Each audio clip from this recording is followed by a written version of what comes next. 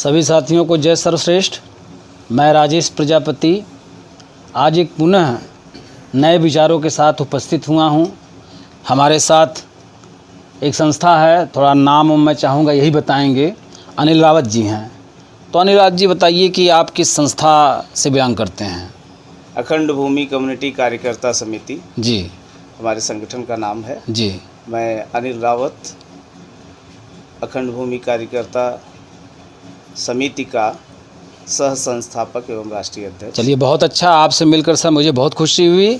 और सर ये बताइए कि ऐसा क्या आपको लगा कि हम भी आपकी संस्था में अच्छे ढंग से काम कर सकते हैं? आपको हम बताएं कि हमारा संगठन 14 नवंबर 1998 को स्थापित हुआ जी, और हम तब से लेके अब तक भारत भ्रमण पर रहे। हमने भारत को बहुत करीब से देखा, गाँवों को, शहरों को। तो हमने ये महसूस किया कि तमाम सरकारी योजनाएं आम पब्लिक तक नहीं पहुंच पाती जी, जिसमें हमारे गांव में बड़े बूढ़े, माताएं, बहनें, बच्चे, ऐसे तमाम लोग हैं जो गरीब तबके में हैं। जिनको आज समाज के प्रबुद्ध वर्ग के मदद की ज़रूरत है।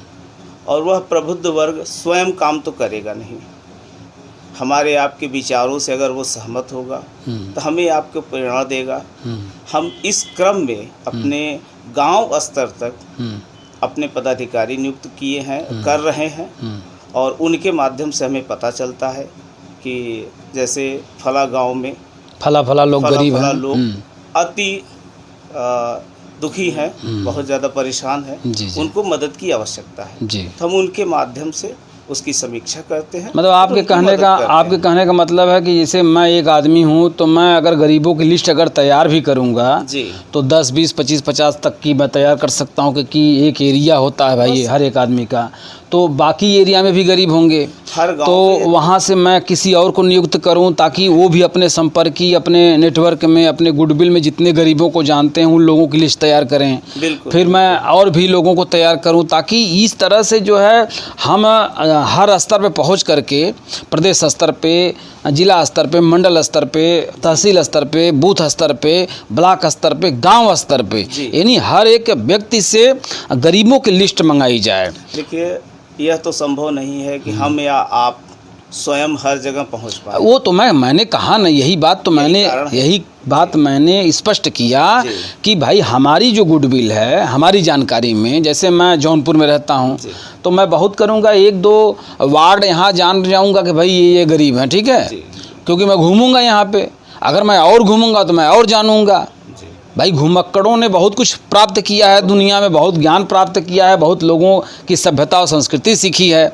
तो उसी तरह से मैं भी जितना घूमूंगा तो उतना मैं जानूंगा कि इतने गरीब हैं, इनको इन चीज़ों की आवश्यकता है, उनको उन चीज़ों की आवश्यकता है। उसी तरह से हर एक आदमी के पास संपर्क में जितने लोग आते हैं, बहुत से परिवार गरीब के हैं, उनको मिल जाएंगे। एक गाँव में अगर 500 घर हैं तो उसमें से 10 परिवार, 20 परिवार, 15 परिवार गरीब मिल जाएगा, तो उसकी लिस्ट उनको मिल जाएगी। तो ये तो आपका कहना मैं समझ गया कि नेटवर्क दर नेटवर्क लोग गरीबों तक पहुँचें और उनकी जो छोटी मूलभूत आवश्यकता है जिसको हम थोड़ा करने का प्रयास करेंगे, जितना हमारी सामर्थ्य हो उतना हम कर पाएंगे। हाँ, तो जैसे सामर्थ्य के नाम पे, जैसे मान लीजिए कि भाई कभी आपकी संस्था में साड़ी बांटने का समय आ गया, कभी कंबल बांटने का समय, ऐसा कुछ मतलब और क्या क्या है सर जो मतलब देने की बात आ रही है? हम जाड़े में सामर्थ्य के हिसाब से कंबल और रजाई वगैरह वितरित करते हैं जी। और जो बच्चे हैं उनको शिक्षा में मदद करना, बड़े बुजुर्ग हैं उनको दवाओं में मदद। तो साथियों, राष्ट्रीय अध्यक्ष जी ने जो बात बताई, मुझे एक बात पूरी तरह से स्पष्ट दिख रही है कि जो मौर्य समाज है, विश्वकर्मा समाज है, प्रजापति समाज है, और भी समाज है जो छोटे छोटे कार्यक्रम लगा करके प्रतिभा सम्मान समारोह करते हैं, प्रतिभावान छात्रों को कापी, कलम, पेंसिल और कहीं कहीं साड़ी, कहीं कहीं कंबल बांट करके बड़ी समाज सेवी का डिंग बघाड़ते हैं, संस्था लगा देते हैं, बैनर लगा देते हैं। लेकिन असलियत में वो लोग करते क्या है, ये बात समाज के लोगों को नहीं समझ में आती। बस जिन लोगों को मिलता है इनाम, जिन लोगों को उसकी कुछ मदद मिल जाती है, वो लोग भाई अपना पीठ थपथपाते हुए घर पहुंच जाते हैं और कहते हैं हमको तो भैया फलाने सेठ ने, फलाने मंत्री ने, फलानी संस्था ने हमको ये चीज़ दिया, तो लोग तो खुश हो जाते हैं। लेकिन सर उनके पीछे उनका मकसद हमको आज तक नहीं समझ में आया। देखिए उनके पीछे उनका जो भी मकसद रहा, हाँ, और हम तो ये सारे काम सिर्फ मानव समाज की सेवा अच्छा, के, मानव समाज की, देखिए आपका हम मोटो इसलिए समझ करके आज अपने चैनल पे आ रहे हैं कि आपने पहली बात तो एक कही कि ये राजनीतिक पार्टी आपकी नहीं है। नहीं, बिल्कुल। लेकिन राजनीतिक अंदाज में काम करना है। काम इसलिए राजनीतिक रूप से हम कर रहे हैं चूंकि राजनीतिक पार्टियां बूथ तक जाती हैं। हाँ, तो सर वही मैं बताने जा रहा था, सुनिए। कोई सामाजिक संगठन गांव बूथ तक नहीं जाता। तो वही चीज़ मैं बताने जा रहा हूँ। देखिए मैं अपने चैनल पे हूँ और आपकी बातों को मैं कितना समझ पाया हूँ, जहाँ मैं गलत बोलूँगा वहाँ आप टोकिएगा हमको, क्योंकि मुझे अपने लोगों को जो हमको जानते हैं, जहाँ जहाँ हम गए हैं 68 जिलों में, हमने समाज को बुला बुला कर, हम तो मौर्य समाज भी काफ़ी गए हैं। संजय मौर्य जी यहाँ बैठे हैं, पूछिए उनसे। मैं कोई ऐसा समाज नहीं, शाक्य है, कुशवाहा है, मौर्य है, और भी तमाम जातियों में गया हूँ। तो जाने के बाद मैंने बहुत काम किया है सर, झारखंड, बिहार, आपके दिल्ली, हरियाणा और उत्तर प्रदेश के तमाम जिलों में मैंने काम किया, तो लोग मुझे जानते हैं।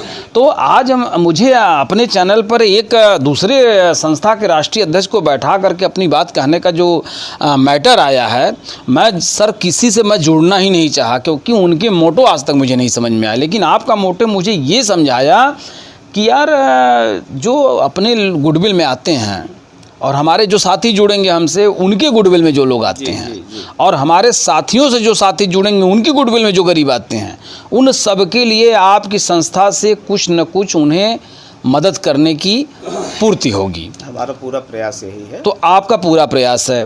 तो अब साथियों कुछ बातें और भी स्पष्ट कर देना चाहता हूँ। जैसे आप लोगों के दिमाग में होगा कि ये राजेश प्रजापति या ये अनिल रावत ये साड़ी कहाँ से बांटेंगे।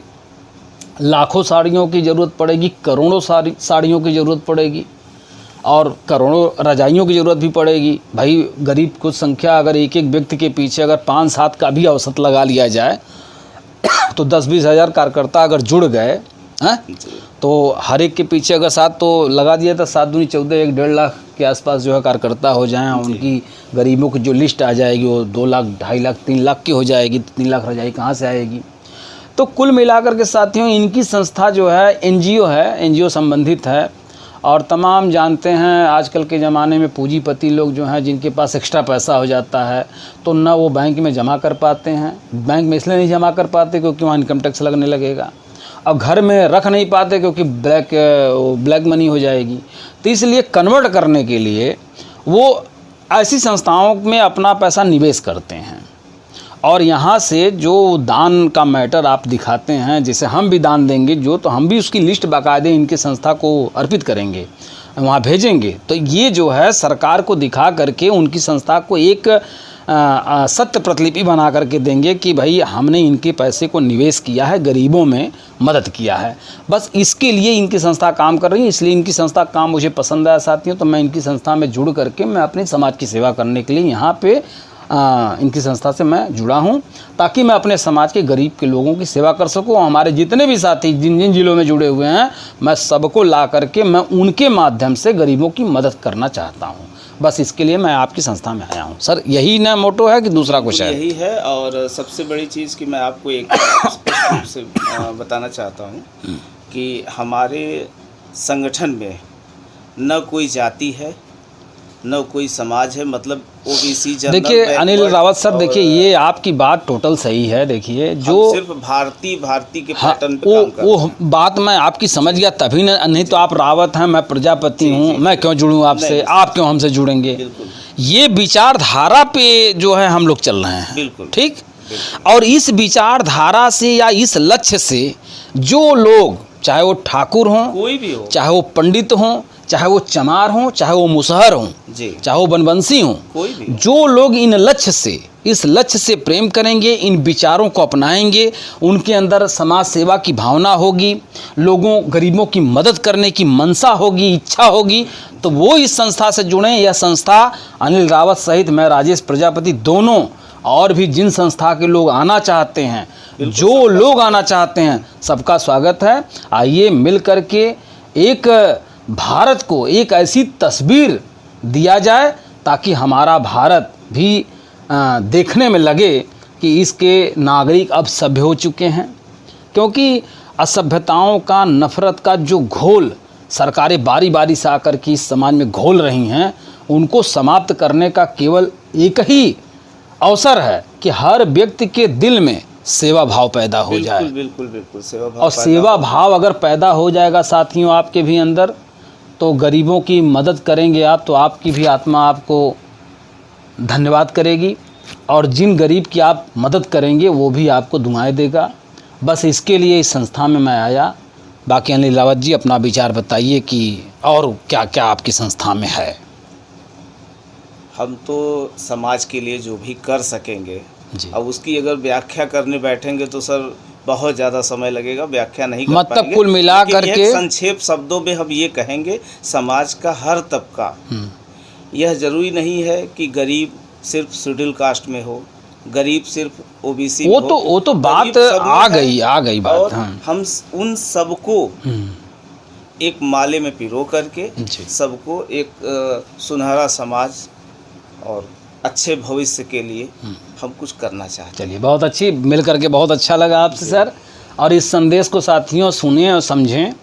और यहाँ कोई लालच और स्वार्थ बस न ये वीडियो बनाया जा रहा है, न ये काम किया जा रहा है। यह काम सिर्फ और सिर्फ सेवा भाव रखने वाले व्यक्तियों के लिए है, जो सेवा भाव करना चाहते हैं, जो अपने पास पड़ोस में गरीबों के मसीहा अपने आप को बनाना चाहते हैं। कई लोग मनसा रखते हैं, करते तो कुछ नहीं है, लेकिन गरीबों को मसीहा बनना चाहते हैं। तो जिनके अंदर ये है कि वो बन सकते हैं, वो आएँ और बने गरीबों के मसीहा। ठीक है, जय हिंद।